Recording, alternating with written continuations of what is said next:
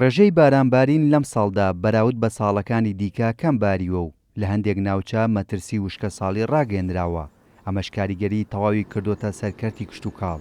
بەڕێوەبەری کەژناسی و بوومە لەرزەزانی سلێمانیش دەڵێت لەم ساڵدا ئەگەرچی لە مانگیدەوە بارانبارین بە لاوازی دەستی پێکرد، بەڵام بەپێی وەرزەکان و مانگەکان بارانبارین پێویستە لە ڕووی کشت و کاڵی و سەرچاوەکانی ئاوی ژێرزەوی و سەرزەوی.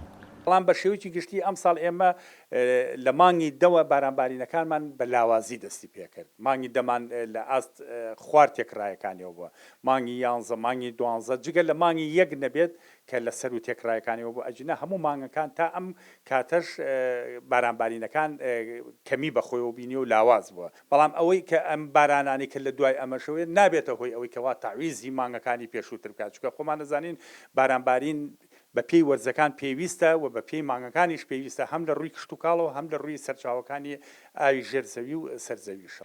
جێگیری بەڕێوەبەری کشت و کاڵی سلێمانی دەڵێت ئەگەرچی ڕێژەی بارانبارین وەک پێویست نەبووە، بەڵام لە هەندێک ناوچە باش باریوە، بۆیە لەو ناوچانە بارودۆخی بەروبوومی دانەوێڵە ڕوبەڕووی مەترسی و شوکبوون نەبووتەوە.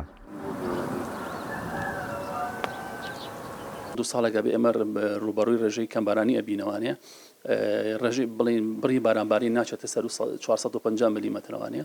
بۆ نمونە ئەم ساڵ لە ناوەندی شاری سلێمانی 378 تا 380 میلیمەتر بارانباریوە، کە ئەم ڕێژەیە پێم وابێ ڕێژێکی کەمە بەپێی پێویست نییە. بەڵام لە هەندێک ناوچەی ترمانە وەکو ناوچەکانی پێنجۆن و بازیان و بەرزنج و ئەمانە ڕێژەی بارانبارین بە ڕێژێکی باش باران پێم وابێت لە ئێستادا بارودۆخی بەروبوومی کشت و کاڵی بە تایبەتی بەروبوومی دانەوێڵە لە بەرەوەی کە ئێمە جوتیارانی ناوچەی ئێمە زیاتر لە زستانان بەروبوومی دانەوێڵە ئەچێنن بەڕوبەڕووی بڵێن ئاستەنگێکی زۆر مەترسیدار نەبووتەوانێت کە بڵێم لە ناوچوو بێ بڵێن هاوشێوەی ناوچەی گەرمیان و ئیداری گەرمیان. بەپێی ئەو ئامارەی کە دەستی کورسات نیوز کەوتووە، لە ساڵی 1940ەوە لە پارێزگای سلەیمانی ڕێژەی بارانبارین لە وەرزێکەوە بۆ وەرزێکی تر گۆڕانکاری بەسەردا هاتووە بە جۆرێک کە 14 وەرز وشکە ساڵی بووە و کاریگەری لەسەر کەرتی کشت و کاڵە بووە. هاوکات نزیکەی 15 وەرزیش لە سەروی ئاستی تێگڕای بارانبارینەوە بووە کە 675 بۆ 678 میلیم باران باریوە. لەم ساڵیشدا لە هەندێک ناوچە بەهۆی کەمبارانیەوە زەنگی مەترسی وشکە ساڵی لێدراوە.